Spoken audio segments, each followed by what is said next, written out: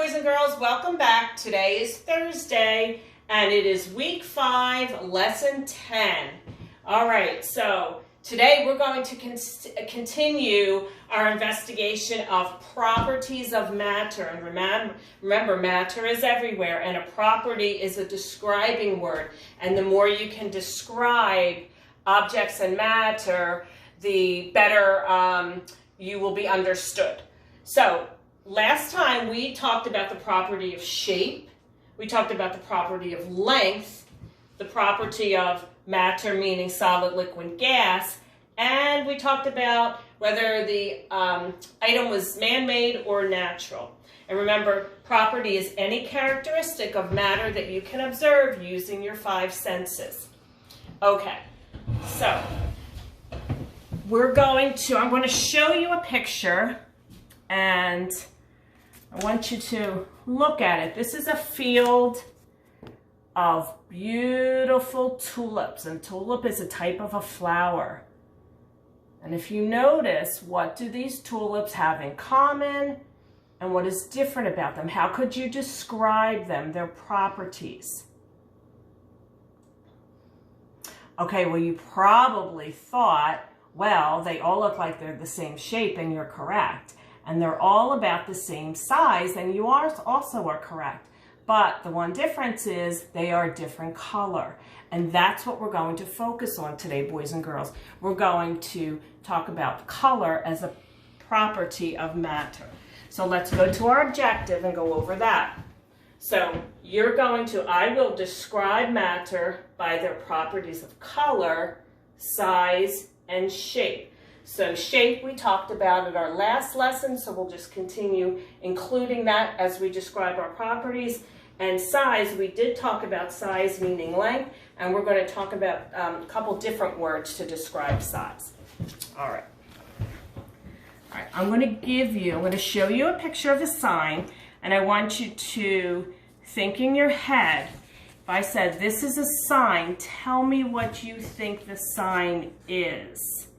Now think about properties, think about color, shape. Size won't work so much for this one, but let's look at this.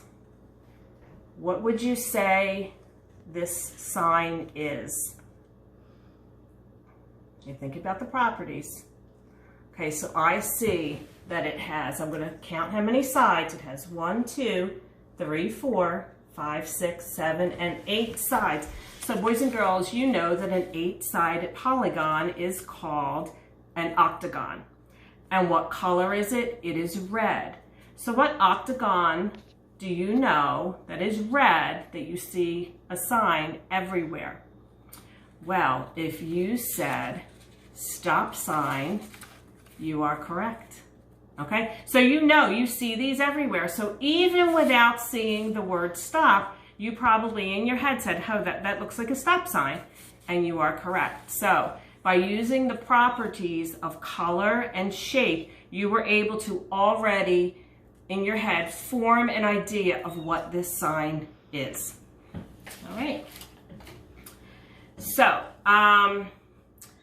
we're going to take a look at our book and look a little bit more about color.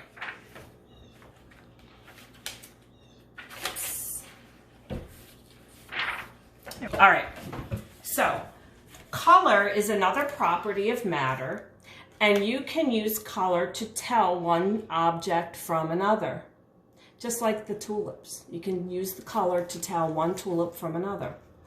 The color of an object can connect to how it is used. Boots that are darker colors might be used for work. Lighter colored boots might be used for dressing up.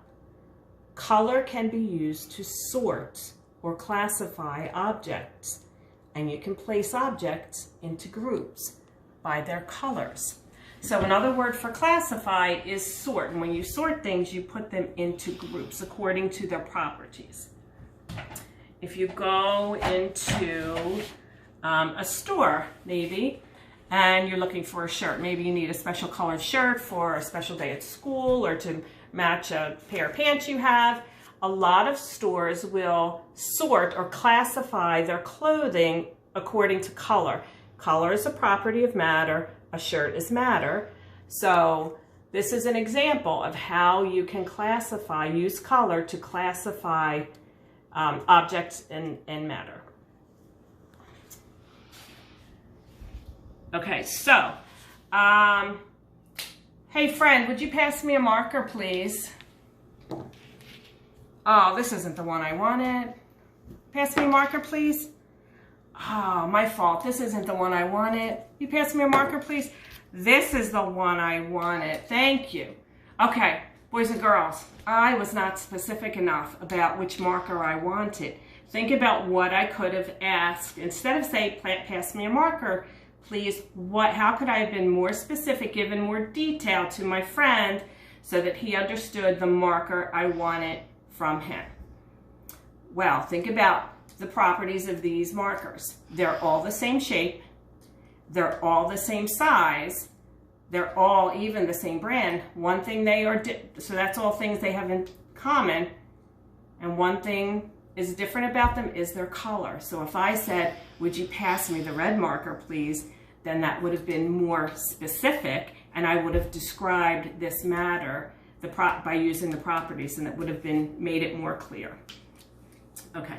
So we're also, not only color describes matter, but we can also describe matter using other properties such as, so we talked about color, we're going to talk about size and also about shape. We're going to continue talking about shape, and we're going to talk about size and color as well. So if we, all right, this is our little farmer's market. And in our farmer's market, we have lots of food, lots of fruits and veggies. And we want to sort these according to their color, their size, and boys and girls, their size. Now, the other lesson we talked about length. For this lesson, we're going to talk about small, medium, and large. Okay, and I think you have an idea of what small, medium, large is. So we have size, we have color, we have size, and then we also have, oops, my last one, and then we have shape.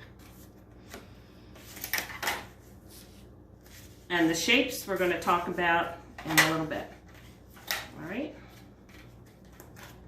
So, let's see. If I am going shopping and I want to get something, say I want to make a salad. I'm going to make a fruit salad. I want to get something that is very colorful. So I want to look at the colors. A lot of these are colorful. I'm going to look at the colors. So I'm seeing that I can sort these. These are plums. Sort them into, so these are purple. Stop. So we can sort or classify by color. So I can say, well, I have all these fruits and vegetables, but I'd like to sort them by color. So I'm going to say, well, I have a yellow piece of corn that's yellow, a banana that's yellow, so that's one way I can sort. Now I'm going to move on to my orange. Carrots and oranges are the color orange. Plums, they're sort of a purplish color, and I'm going to keep that by itself because that's different than the red color we have for the red pepper and for the tomato.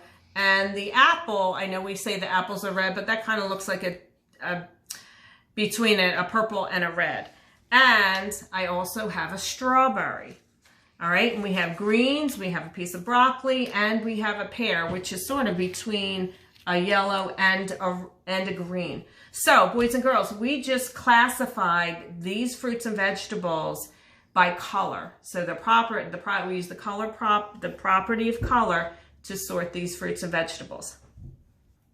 Okay, another property we're going to talk about is size. Now, we did talk about length last time, but today we're going to talk about just small, medium, and large. It's a way to how we want to sort these fruits and vegetables. So, for example, and boys and girls, you have to think everything is in relation to something else. So this strawberry is small compared to this apple, but if you compare it to an ant, it's not so small. So we're comparing it based on what we have here. So Our fruits and vegetables that are small, we'll say that our broccoli and our strawberries small. We'll say a medium size. We have our plum, we have our tomato, we have our pear, apple, our orange we'll say is medium size, and our red pepper. So notice we're mixing the colors because we're no longer classifying, sorting by color. We're using the property of size to classify this matter. And finally, we're going to classify our large pieces of fruit and vegetables. So we have an ear of corn. We'll say that this is large, a banana, and we will have a carrot. A whole carrot is large.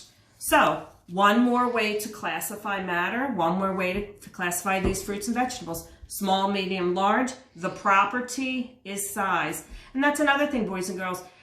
When we say that we're describing the properties, we're describing we're using words like small, medium, large, or color, describing the property. We know that this is a strawberry, but we're going to say that this is a small red piece of fruit. So small and red describes its property.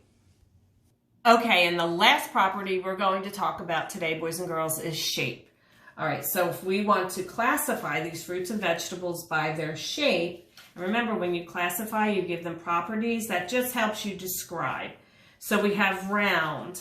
Now we have a nice juicy tomato, round, an orange, round, and we'll call this plum round, okay?